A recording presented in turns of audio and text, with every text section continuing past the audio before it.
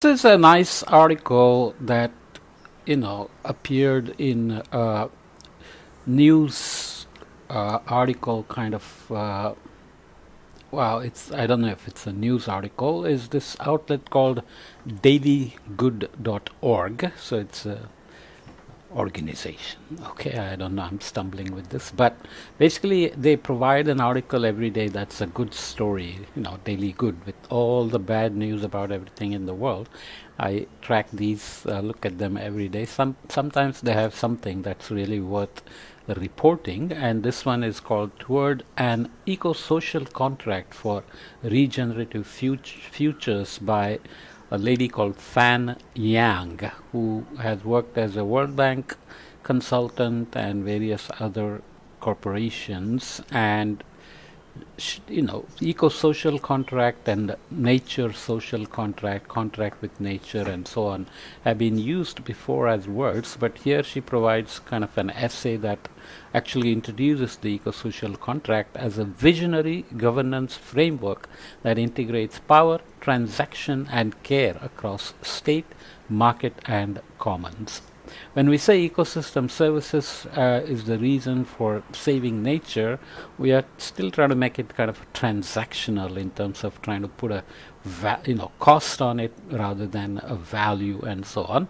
So in contrast to fragmented transactional development approaches, it emphasizes relational processes, civic agency and bioregional stewardship.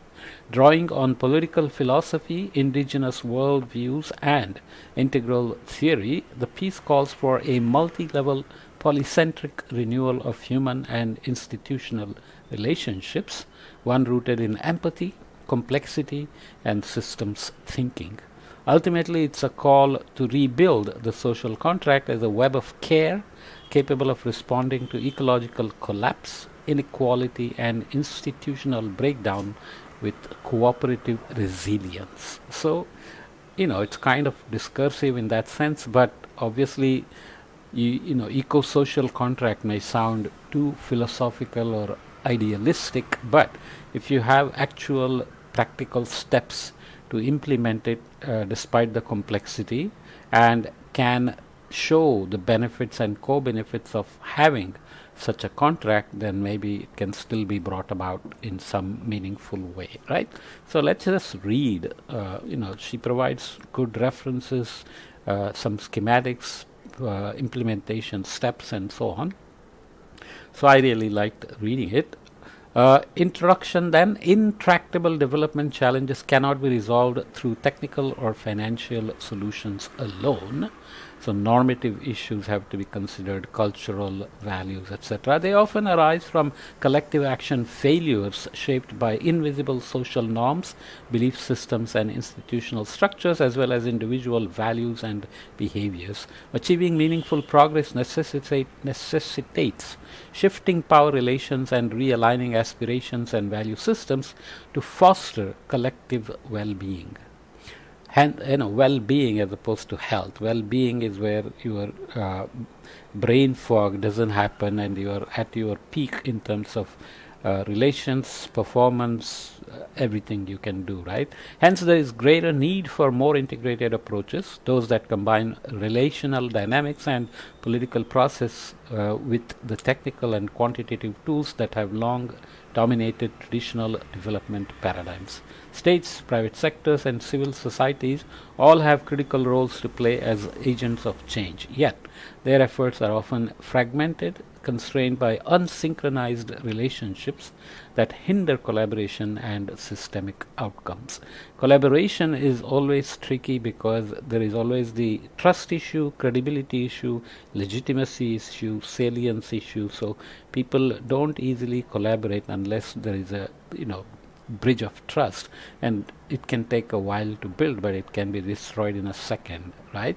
That's what's missing is a shared framework, one that enables harmonization and mutual alignment across diverse actors, inviting fluid collaborations and systems thinking for broader societal transformation. Systems thinking is not just an ideal, but it's where you not just have a tunnel vision on one aspect, but you look at the whole system and then how each component is linked and what the system as a whole is supposed to accomplish. So, each component may not do something on its own, but together with other components, it works as a system that accomplishes. You can think of your own body.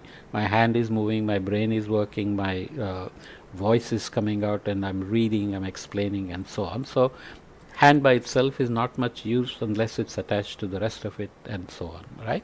So understanding the political, economic, and social dimensions of power, resource flows, and decision making is essential. This calls for attention to structure, ownership, agency, and inequality, not as abstract categories but as lived realities. This article introduces the concept of the eco-social contract, a relational and integrative framework for navigating the intertwined governance challenges of economic growth, social justice, and environmental sustainability.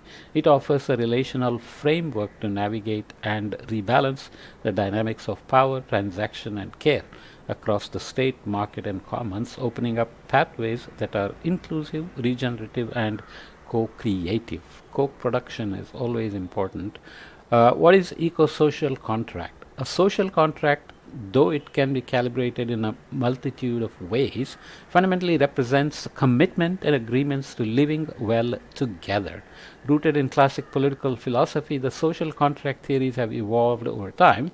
In the 17th and 18th centuries, thinkers such as Thomas Hobbes, John Locke, Jean-Jacques Rousseau, and Immanuel Kant conceptualized it as a foundation for legitimate governance. In modern times, social contract has been revitalized as a framework for considering new principles and practices that reflect evolving choices and values in a challenging world. Significant contributions in the latter half of the 20th century, as compiled and compared by Wheel, include Buchanan and Tulloch's The Calculus of Consent, Grice's The Grounds of Moral Judgment, Galthrie's Morals by Agreement, Barry's Justice as Impartiality, Scanlon's What We Owe to Each Other, and Rawls' A Theory of Justice. Today, amid mounting ecological and social crises, new articulation of the social contract are emerging that center interdependence and planetary boundaries, intensifying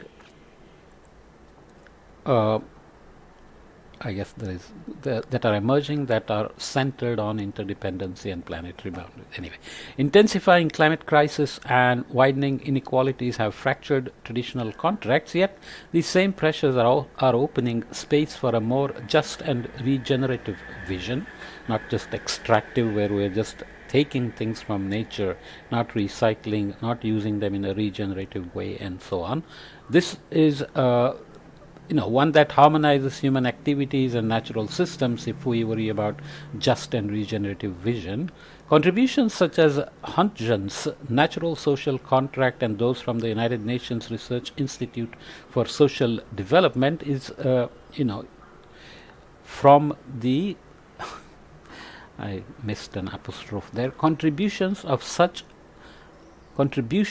such as Huntington's Natural Social Contract and those from the United Nations Research Institute for Social Development's global studies underscore the urgency of rethinking governance frameworks for our common future.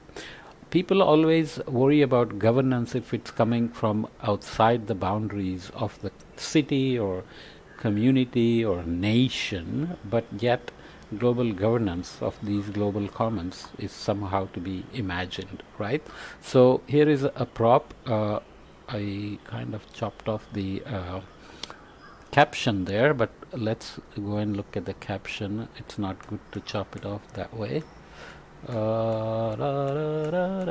I'm doing this in real time, sorry about that. So this is just a photo, so there is no caption. So we are just looking at a person just enjoying nature. You have nice mountains in the back, a lake in the foreground, and what am I looking for?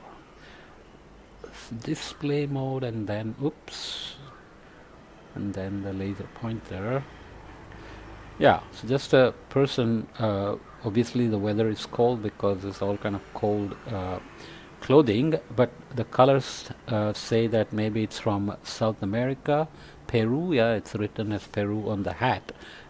Beautiful places. So, if we look at the regions, countries like Ecuador in 2008, Bolivia in 2010, where the first countries to implement legal frameworks that grant nature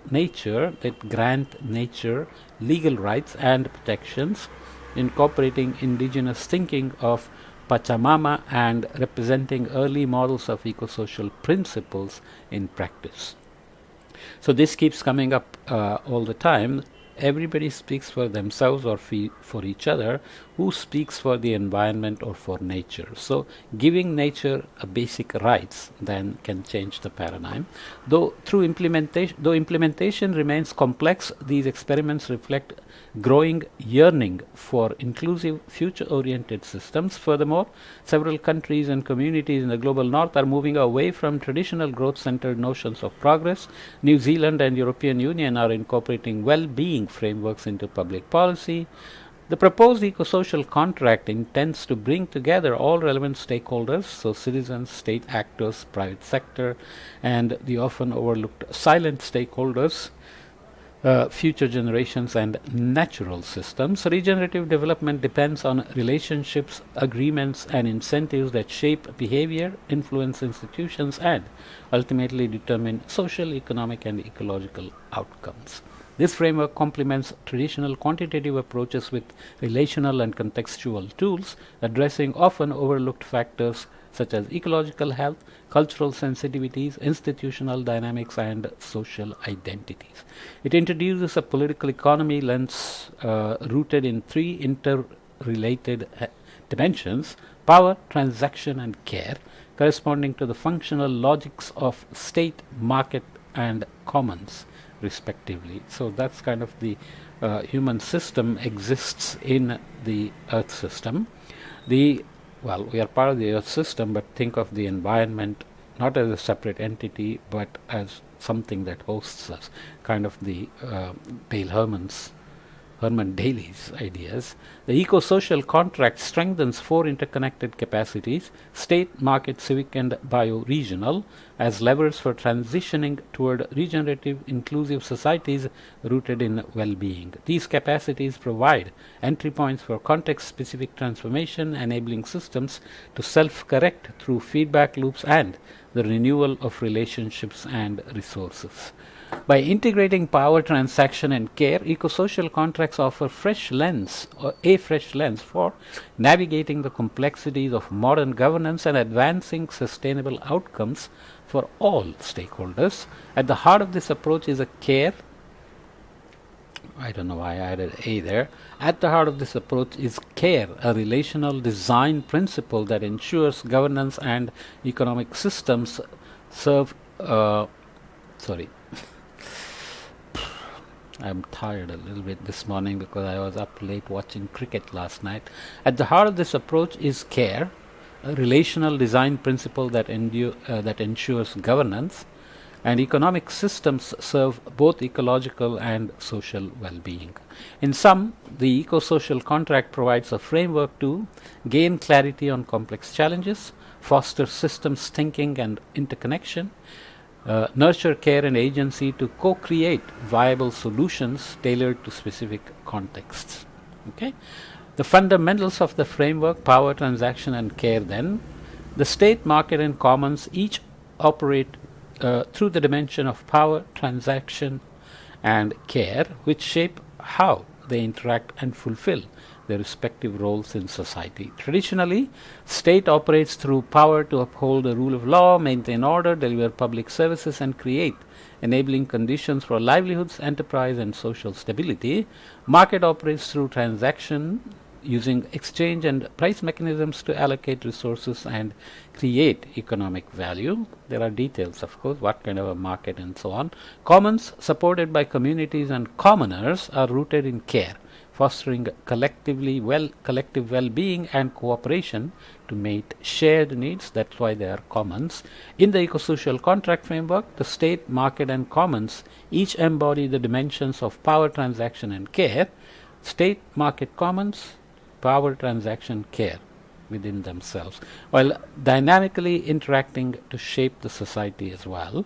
The state as a power system can enact inclusive policies like universal health care or conditional cash transfer, which is care, and use public procurement to deliver essential services such as education and infrastructure, which is transaction. Markets contribute by advancing circular economy innovations, adopting fair labor practices to strengthen resilience, which is care again, and forming coalitions to influence industry standards, which is power. Communities, both physical and virtual, engage in commoning processes to self-organize around shared resources, which is power, and develop social and solidarity economies, which is transaction, rooted in mutual care and collective well-being. So, a lot of words. As I said, these social science articles tend to be a bit discursive but still very valuable. Figure 1, self-regulating cycle of human institutional relationships, care, transaction, and power. So market has transaction, care, and power, and the whole thing is about transaction, power, and care. And then state also has transaction, power, and care, and commons. So this is the intersection between society and nature, with market, state, and commons sitting here, and transaction and the other things I keep forgetting because I keep reading them. It's a very okay, care, transaction, and power. That's what it is, right? This nested and interconnected structure reflects the interdependence of the three dimensions: care, which fosters empathy, responsibility, and well-being, grounding social relationships in shared values. And you have to now go beyond us versus them to global shared value, which is the challenge. Transaction structures resource exchange and ensures economic and organizational sustainability. And power governs and regulates these relationships to uphold justice, balance competing interests, and prevent exploitation. So you can imagine how many things are embedded in these things. When held in dynamic balance, these dimensions form a self-regulating cycle of human and institutional relationships. Care directs power, so care ensures that power serves the well-being of people and ecosystems rather than domination and exploitation. Transaction structures care. Transaction provides the organization, accountability, and sustainability needed to implement and scale caring practices effectively. You have to go from individual level to community level, family level, community level to global level ultimately. Power regulates transaction, so power acts as a check on transaction, protecting the commons and preventing exploitative practices in markets and exchanges so that we move towards regenerative practices. So societies suffer when these dimensions are imbalanced, when care is subordinated to transaction, or power is power is exercised for control rather than protection. For example, ecosystems treated solely as commodities erode communal well-being and the moral fabric of society. Similarly, captured states may divert public power toward elite interests, cutting funding for essential services and environmental protections. These distortions fracture the social contract and diminish the legitimacy of governance systems. These are playing out all the time because each country wants to have economic growth at the cost of environment and equality and environmental protections. To remediate these risks, eco-social contracts must be inherently oriented toward process and relationships, and relationship with the nature as well. That's why it's an eco-social contract. By being attuned to relational dynamics and systemic flows, they enable adaptive responses to emerging challenges and help restore dynamic balance. For it to take root, functional states and markets must operate within a larger context of care, ensuring their actions are guided by collective well-being and long-term sustainability. So look at this table then: interplay of power, transaction, and care within state, market, and commons interactions. State, market, and commons are the domains. Care, we already looked at. Welfare systems, ecological stewardship, subsidies, social safety nets for state. Transaction from the state domain, taxation, public service delivery, trade agreements. And from the power point of view, state sets the policies, enforces laws, regulations of markets and commons. Market as a domain, then corporate responsibility, innovation for sustainability and scaling solutions. Transactions include trade, finance, global and local supply chains or networks, and power then comes in as improved industry standards, resource mobilization, and innovation. Commons, also an important domain, manages community stewardship, culture of care, and collective well-being. And a transaction, you have shared resources, knowledge exchange, and informal economies. For power, you have collective action, governance rights, preservation of local knowledge, and resilience building. A lot of words, but I read all of them because really brings together the systems thinking in this way, right? The note here, examples listed under each domain and dimension are not exhaustive at all, nor are they strictly exclusive. Rather, they are meant to illustrate the original spirit or positive potential that each dimension, care, transaction, and power can bring. Care, transaction, and power, state, market, and commons. That's our array. Importantly, a genuine eco-social contract also requires transforming the power relationships that underpin ecological degradation and social inequality. This transformation is supported by decentralized networks of civic and business communities. So there is no one global or national or state structure. They are all decentralized, polycentric, where this is where community becomes a principle of care that unites individuals and institutions.